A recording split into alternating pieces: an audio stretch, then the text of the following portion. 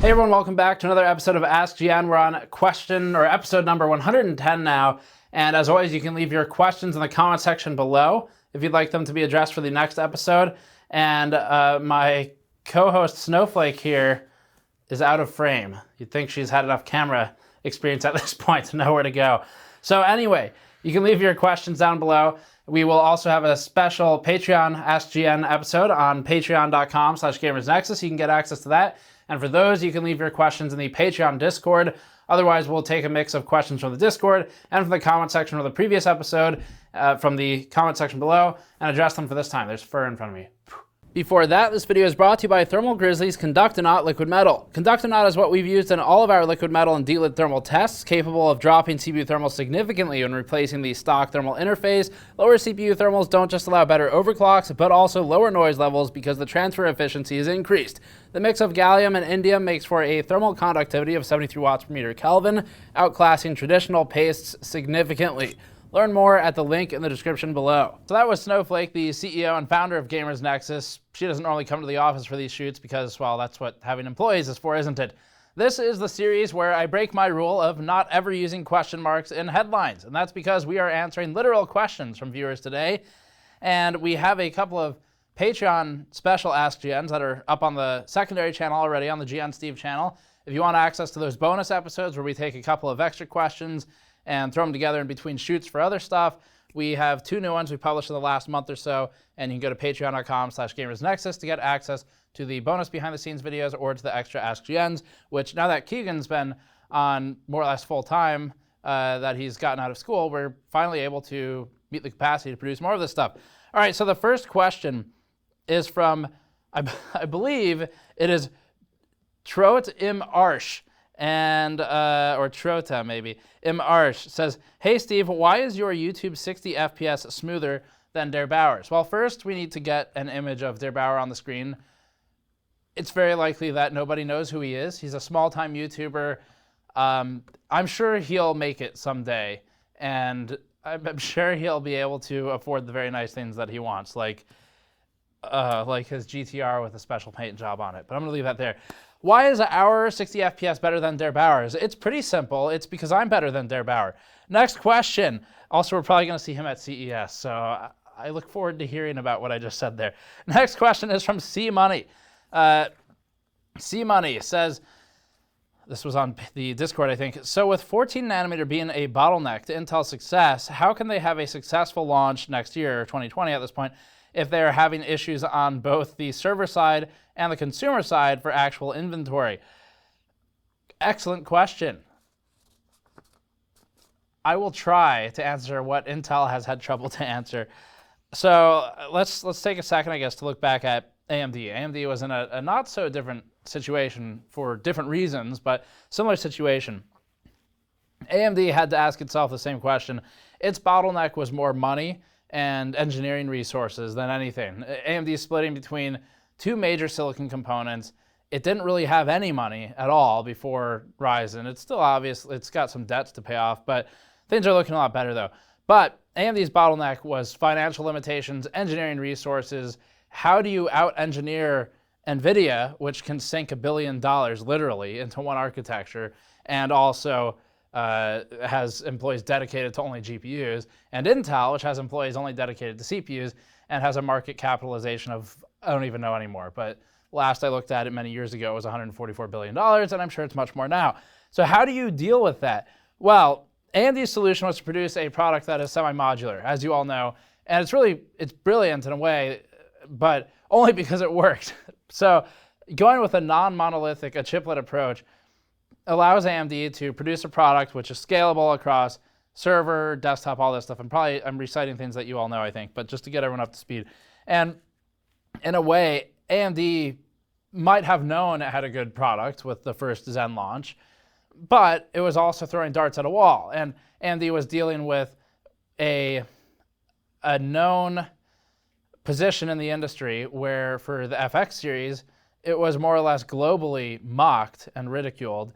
And so you're coming out of that with a product that maybe we think this is better, but we're not going to really be sure until we see what the world does with it, what our motherboard partners do with it, what all the ecosystem cooling partners do with it, all this stuff. Everyone has some hesitation supporting AMD. So AMD was not in a, even with the best product in the world, they'd still be in a really tough spot. So AMD built its product stack based on where it's, well, it built its product stack around supporting where the successes might arrive.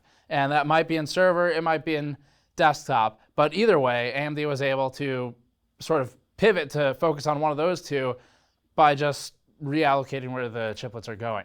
They order the wafer supply, they produce the chips, and then they put them on EPYC or Threadripper or mainstream desktop. Doesn't matter, it's all the same chip for the most part, and it's just a different amount of them on the different products. So AMD is following one of the biggest rules in business, which is find what works and keep doing that thing until you have the funding to do the other things that you want to do. And it could focus on either one. Now, Intel is going to have to find a similar way to hedge its bets between server and consumer if they aren't fully confident in a product. I am not an analyst. I'm not an expert in the market side of this stuff. So this is largely my opinion. It's informed in ways, but it's an opinion nonetheless. Anyway, my thinking is that Intel, if it's not fully confident that its product can beat AMD, let's take an example, the Extreme series. I guarantee you there were people at Intel who, whether they expressed it or not, who did not have full confidence that the 10980XE would compete in a way with AMD, which was favorable and spoken about in the media.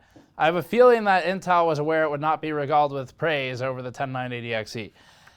So when it has a product that it's not fully confident in, it might be best to let its grasp slip elsewhere, maybe desktop, and focus on places, just really hard focus on something to try and gain some market share back there. Not that it's really, shouldn't say that, to try and gain some sales volume back. It has plenty of market share, but sales volume, cash flow is what really matters here.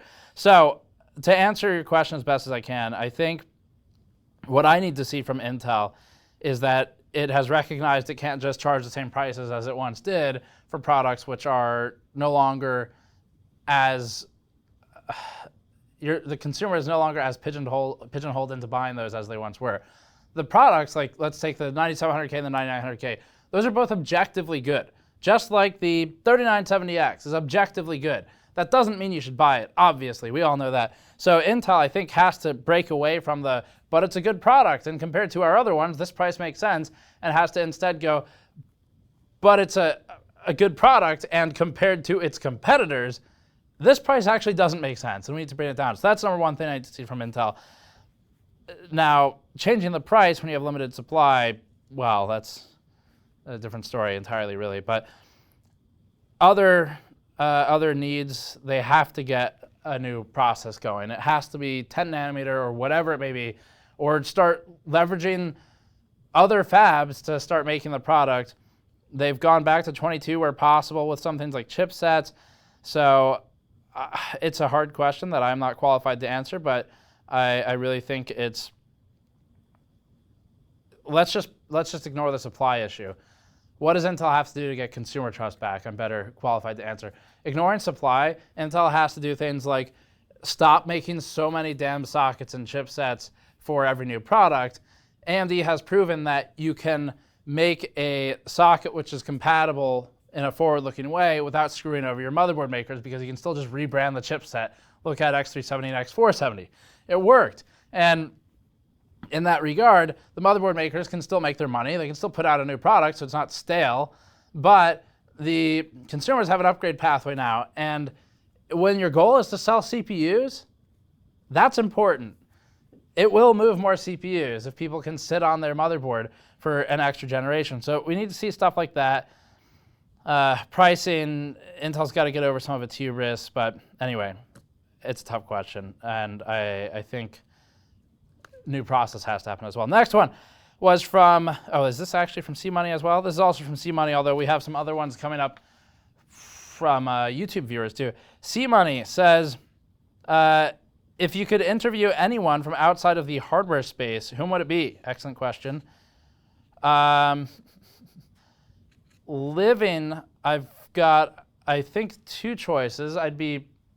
So this one you all know, well, not you all, but Jim Vincent has done some videos with us on the channel before. He has done the Computer History Museum tours. I've known him my whole life. He worked with my dad in running some signal integrity analysis businesses in the past. So Jim is technically, he's not technically in the hardware space anymore. He's in the technology space, I guess, but he's a software engineer and mostly retired at this point and just spends all of his money on things to play with, like building Tesla coils in his garage. So Jim, I think, would probably be one of my top choices to get on camera again, because he's just got a lot of experience. He's written in Fortran and every variant of C there is, and he's done machine code and all the way up to modern stuff, and knows a lot, and also thinks he knows a lot about things that he doesn't know, but he talks about it in a way that you think he knows what he says he knows, but he doesn't, but it doesn't matter because you think he knows it. So that makes him fun to talk to. Anyway, Jim will be with us at CES, so I bring him up because we might have an opportunity to get him on camera a bit.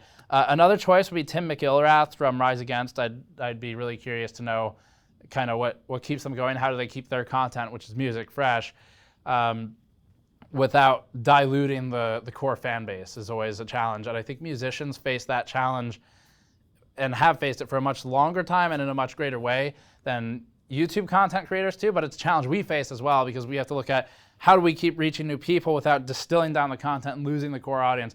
And I think there's a lot of parallels there, and I think that people in music could teach us a thing or two about that, and have a lot more experience with it and hear from a lot more people than we do when they do something that their fans don't like. So that'd be a good one. I think that answers that one pretty well. Keep an eye out for Jim in the future.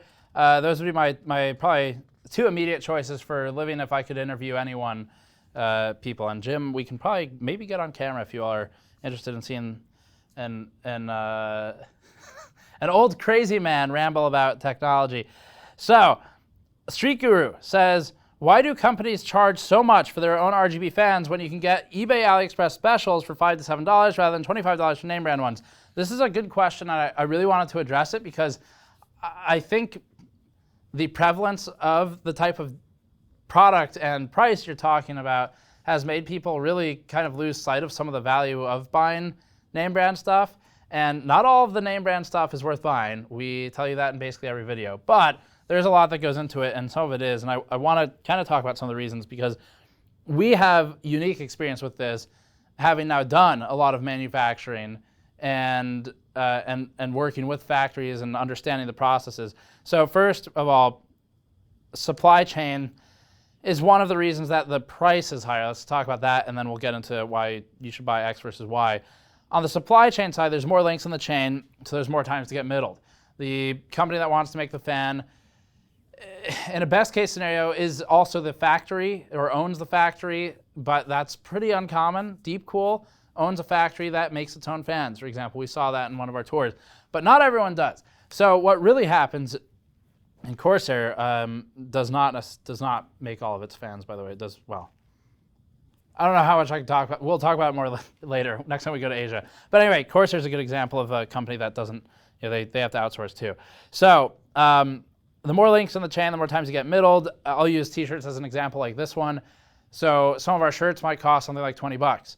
But that doesn't mean I'm making a lot of money, even though the shirt doesn't cost me $20, because there's a lot that goes into that, right? There's in this instance, a printer who then probably has a supplier for the shirt, if not sourcing the shirt supply directly from a factory that they have contact with. So you're paying a printer, they're paying a supplier, there's minimum order quantities, and then there's scale. So economies of scale, you bring down the price for the more units you order, which is why lower quantity item purchases that are highly customized, like the mod mats, are going to be more expensive to make too. So that's a factor to consider.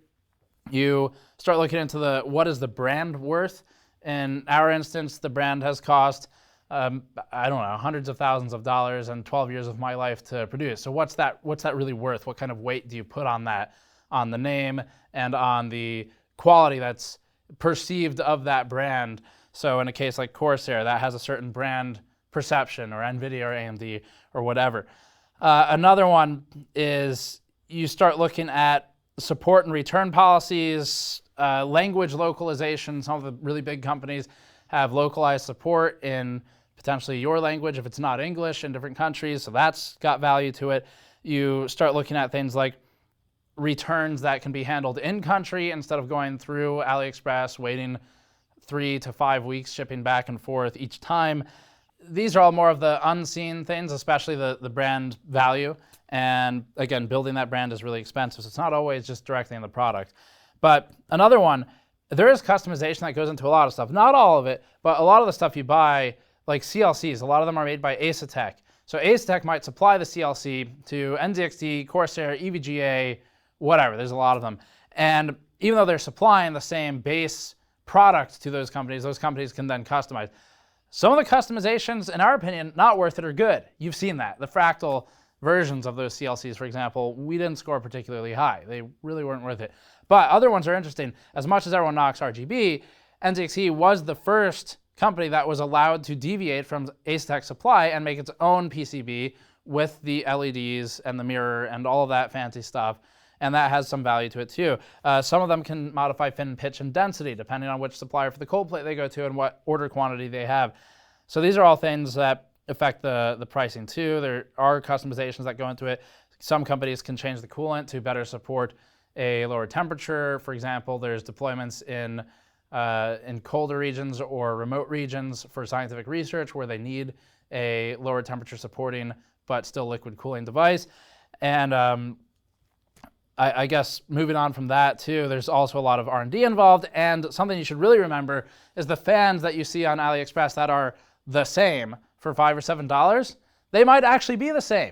But that doesn't mean the company's ripping you off, because it's extremely likely, I can guarantee you that one of these three things is probably happening.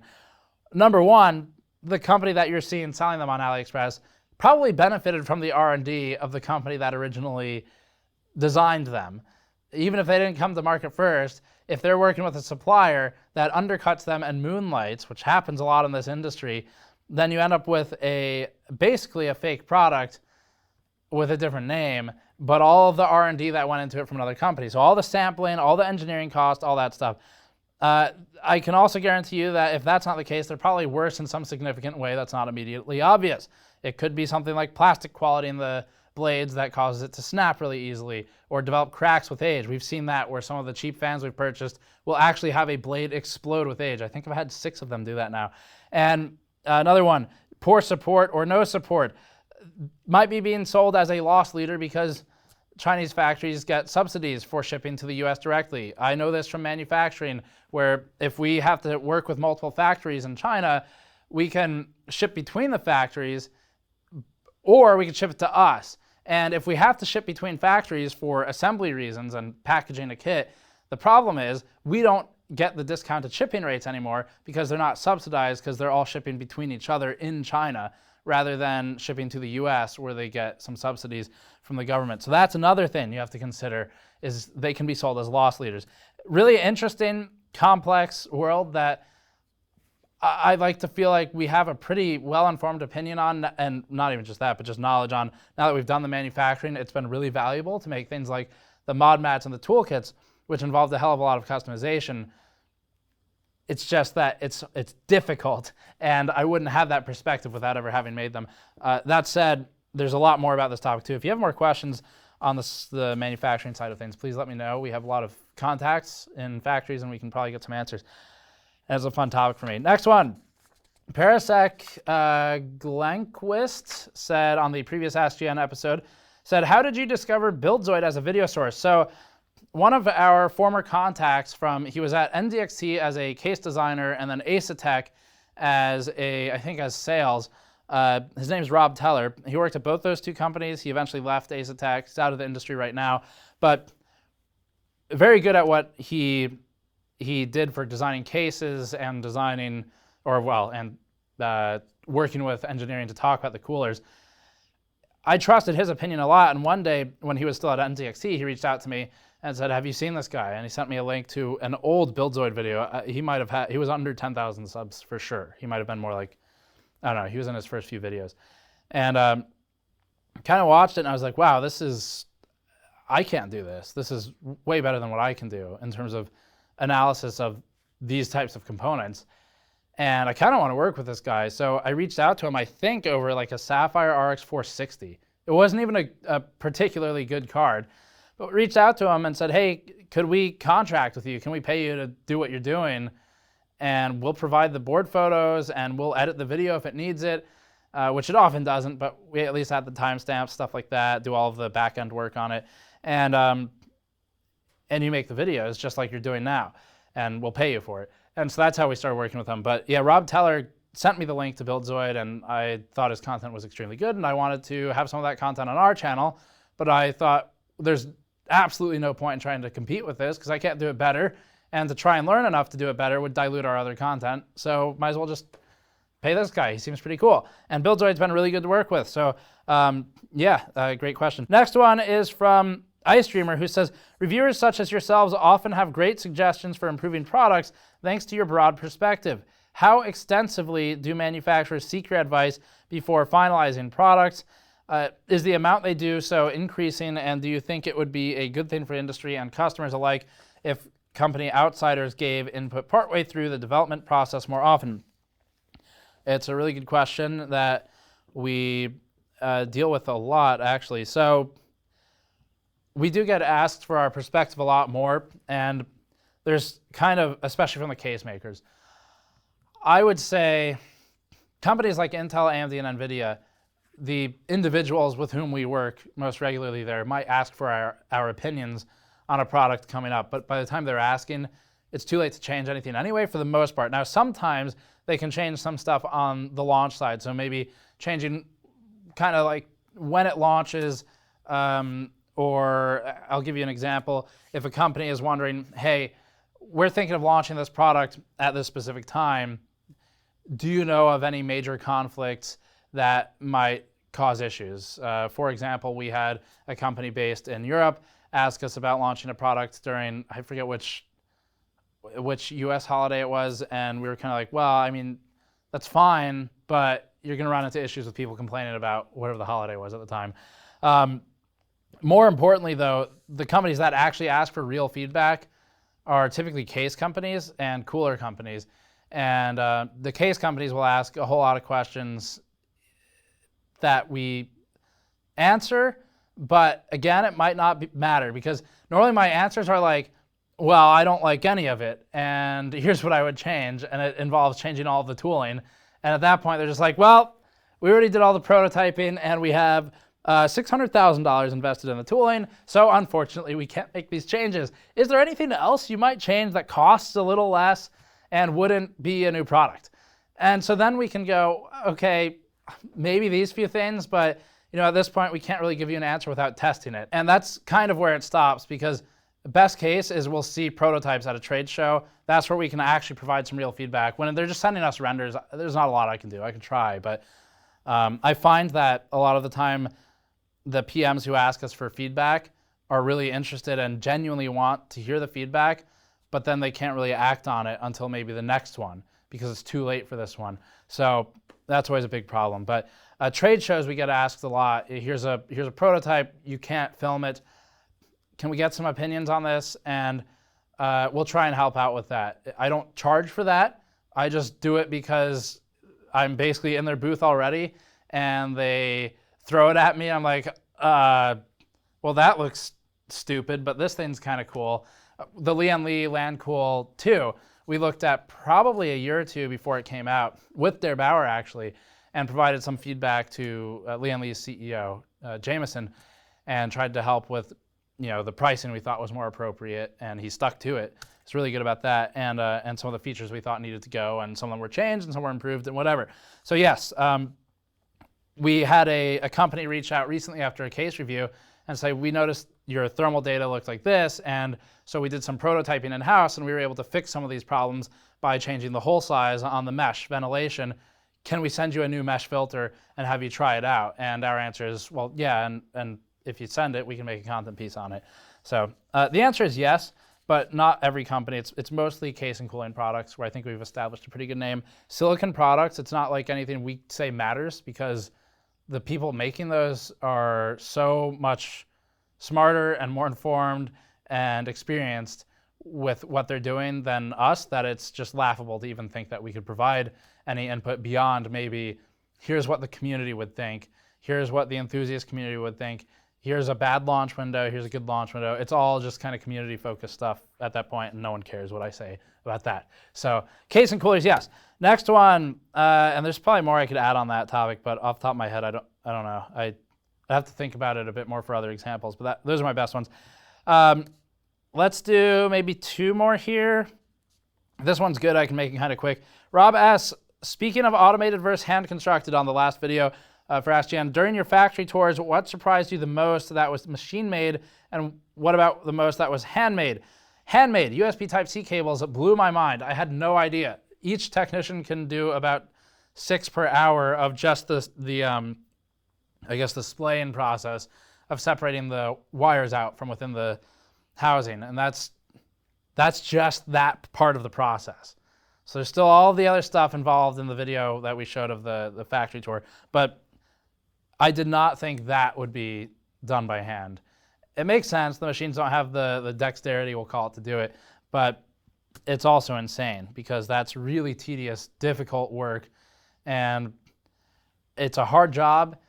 And I mean, you kind of, one of the things we were talking about was you're watching the people who are making the cables, and they're extremely good at it. They really quick, good, like, I don't know, I can't work with stuff that small without it hurting my eyes after a while, because it's just crazy. It's crazy that it's not an easy job. You know, you're sitting there for maybe 8 hours at the good factories, staring at something that's a couple inches from your face. And the fact that that hasn't been more automated blew my mind a bit. But we also learned that it's hard to get factory workers now for jobs like that, because, go figure, people don't want to work jobs like that. So they are trying to automate more of it.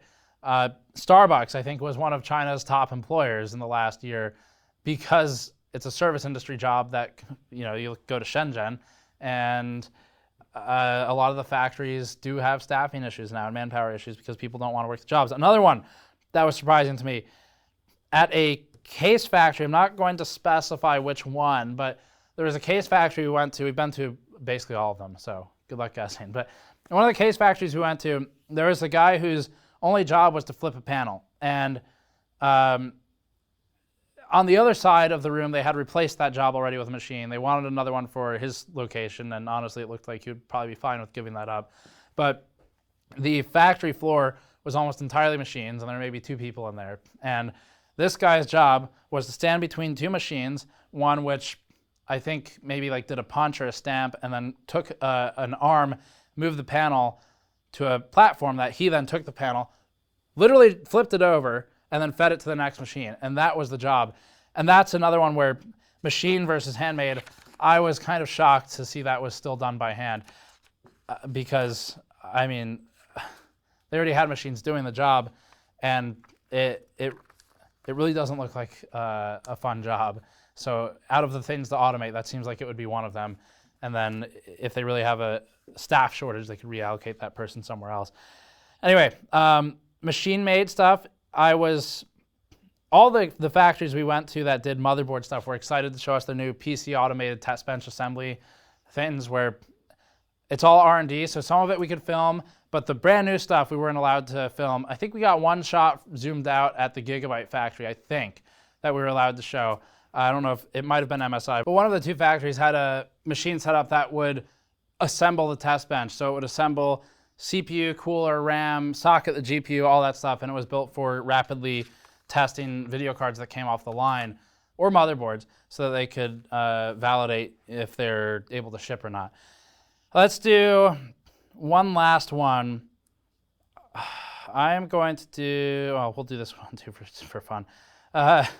Shartnerd said, you know you were watching Gamers Nexus videos when he gets asked who makes the Founders Edition cards for Nvidia, and he takes 8 minutes to talk about who makes the cooling for it, then 30 seconds saying it's probably Foxconn who makes the PCB, but I'm not sure, moving on.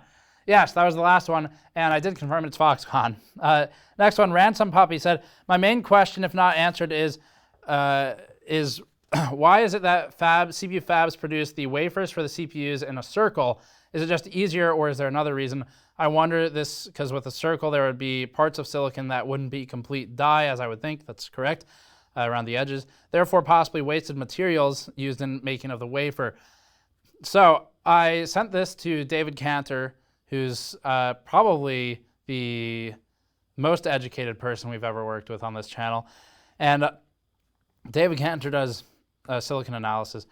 And he said, he gave me 3 quick points to bring up for you. So first one, he said, silicon ingots are grown in a way that makes them round. Easy enough. It's kind of like making a candle, he said. There's a seed in the center and everything grows outwards. The seed in the candle, I guess, would be the wick. And then he said, for point number 2, in manufacturing, many process steps involve the surface of the whole wafer at once. And he continued to say, often there's variation due to distance from the center. These will tend to behave symmetrically around the center. For a square wafer, it would be a bit different. And one of those things would be something like multi-patterning. You send the wafer through the machine a couple times. And he continued to say, the first one is the real reason, the grown round. The second one, in a world with square wafers, we'd have to worry about the second point, which is variation distance from the center. And he said, also I'd like to point out that for a small die, round wafer doesn't waste much space. A bigger die will tend to waste a bit more space at the edges due to quantization. So that's his answer for that one. I have another really good question I want to do, but we are definitely out of time for this episode, so I'll push it into the next one. Maybe we'll do 2 in a week or something. And let's close this one out. So thank you for watching. Get the bonus episodes for patrons Ask GN at patreon.com/gamersnexus. You can also go to store.gamersnexus.net if you'd like to support what we do and all of our video work. I'm losing my voice right now, so I can maybe afford some more cough drops with that. And you can also subscribe for more. Check back for CES. I'll see you all next time.